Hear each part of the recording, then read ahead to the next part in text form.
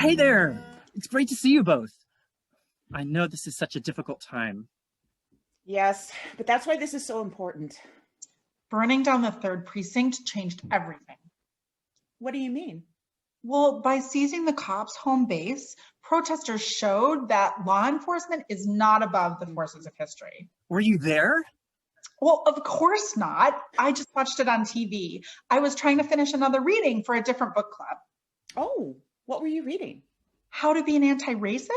Oh, how is that? It's on my list. My other book club is reading White Fragility right now. Oh, it's great. Gave me a lot to think about. He defines racism a little differently than what I'm used to, but it's all good. He? The writer, oh, I can't remember his name. Ibram X. Kendi. Yes, that's him.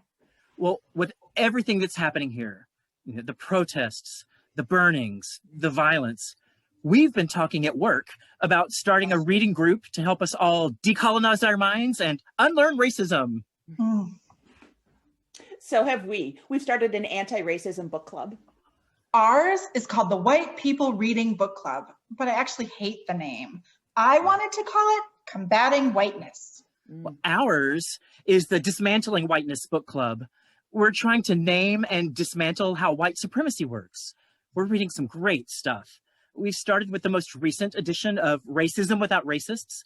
We spent a whole hour talking about it. Wow. Between the World and Me. So you want to talk about race? Well, next, we're going to take a look at me and white supremacy. Oh, that's great. Don't forget the journaling. We're going to post our journaling online as blogs. I'm so excited. Oh, cool. This is a lot of great books we've listed already. Have you guys read I'm Still Here? Oh, My Vanishing Country? Tears We Cannot Stop. The Fire This Time. Stamped from the Beginning. Well, They Can't Kill Us All. Sister Outsider. When They Call You a Terrorist. White Tears, Brown Scars. Why I'm No Longer Talking to White People About Race. Ooh, Eloquent Rage. We should read all of these for our book club. I'm adding them to our list right now. Oh, I'm so excited to read about these and talk about them with you. Yes! Say, did you see there's a student-organized protest at the state capitol tomorrow afternoon? Do you want to go together? I'm meeting with my community anti-racism book club. We already had it scheduled. I'm just too busy. I've got to get this reading done. Okay. Well, let's talk about the chapter we read for today from My Grandmother's Hands. You know, I love that it gives perspectives on racialized trauma experienced by Black people and white people and police. I know. It reminds me of a study that said police are abusive to BIPOC people because of their own trauma coming from the abuse they inflict. It's like a feedback loop. I have a question. Do you guys hear that noise? Oh, it's so loud. Maybe go shut the window.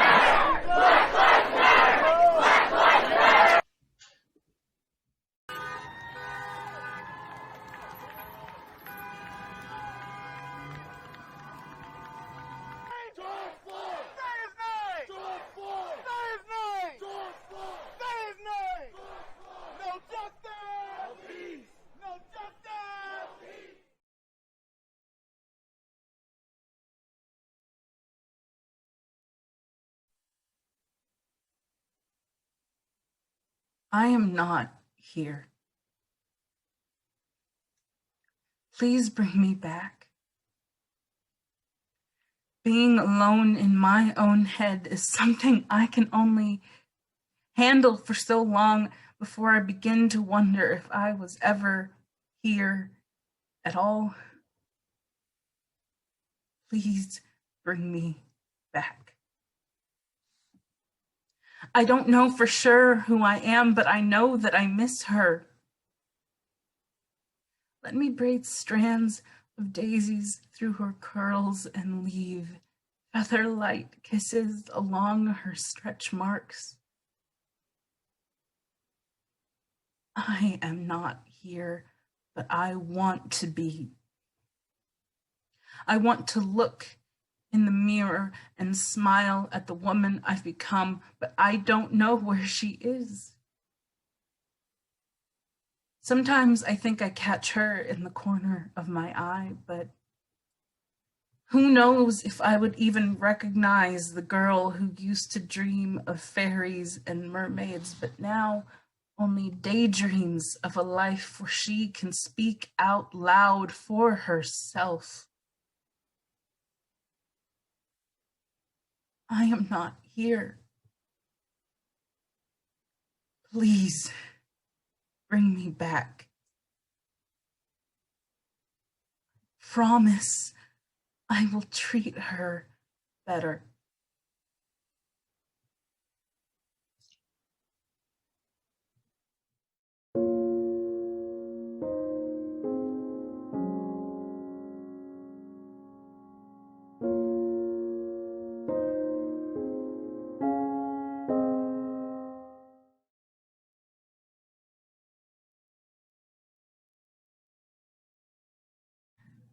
So he's all like, whatever, why don't you just step off? And That's offensive. okay, sorry.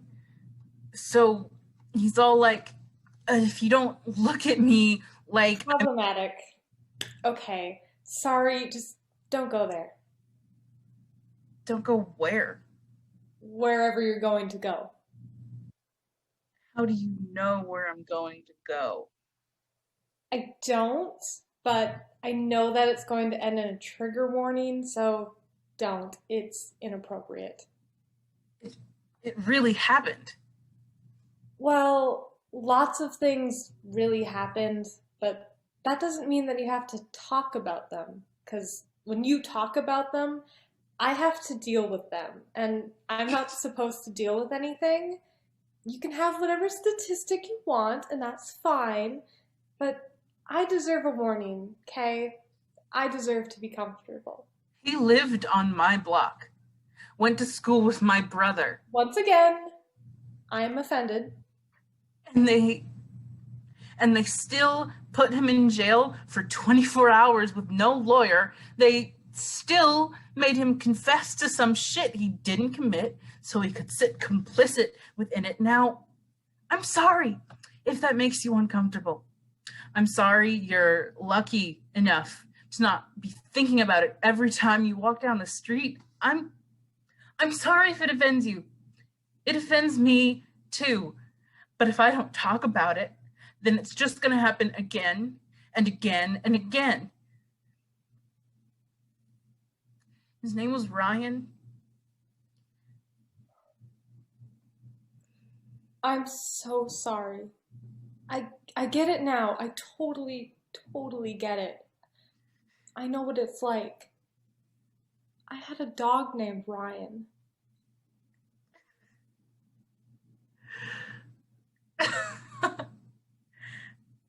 Now that is some problematic offensive trigger warning shit.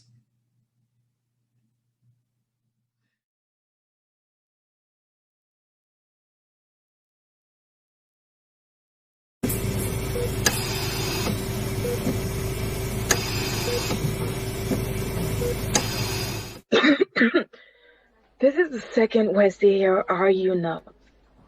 Yesterday, a doctor wanted to send me home. At this time, I had only received 2 treatments. He said, "Oh, you don't need it. You're not even..." Shut up, Brett. I said, "Yes, I am." He didn't even listen to my lungs. He went on to say you don't even qualify. Then he further stated, "You should just go home right now. And I don't feel comfortable giving you any more narcotics." I was in so much pain from my neck. My neck hurt so bad. I was crushed. He made me feel like a drug addict. And he knew I am a physician. I spoke to a patient advocate who left me wanting. There is nothing I can do. So I asked him to send me to another hospital if they ain't gonna treat me here.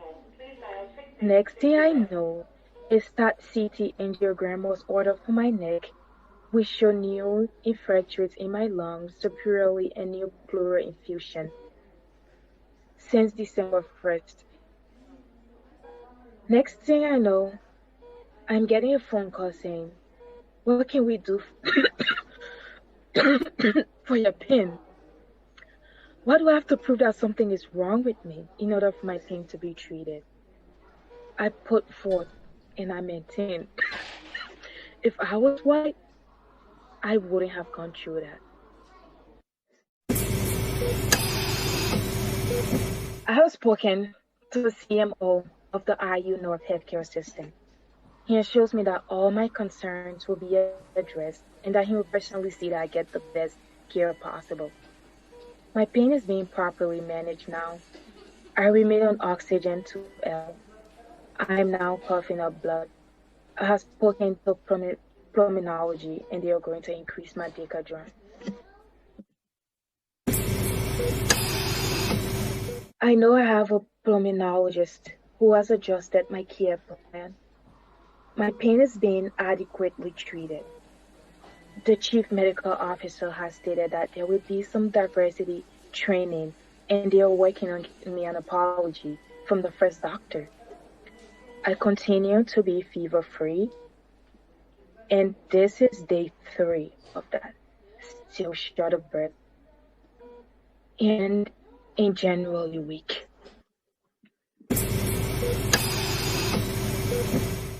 No fever this morning. Oxygen saturation dipped down to 89%. Blood pressure slightly high but stable. Heart rate is in the normal range.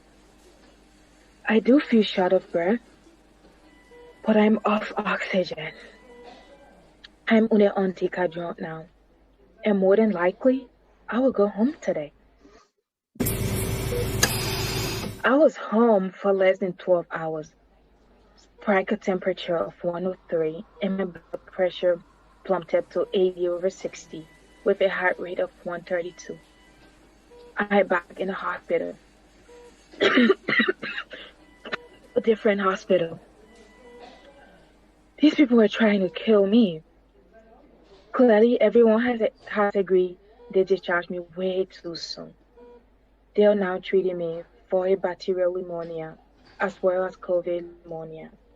I'm getting very compassionate care. They are offering me pain medicine. On BPAP, being transferred to ICU. This is how Black people get killed. When you send them home and they don't know how to fight for themselves. This is the second worst day here at IU North. Yesterday, a Dr. Bannock, Bannec, wanted to send me home. You know, at that time, I'd only received 2 treatments of the remdesivir. He said, you don't need it. You're not even short of breath. I said, yes, I am. Then he went on to say, you don't qualify. I must have, because I've gotten 2 treatments. Then he further stated, you should just go home right now. I put forward and I maintain, if I was white, I wouldn't have to go through that.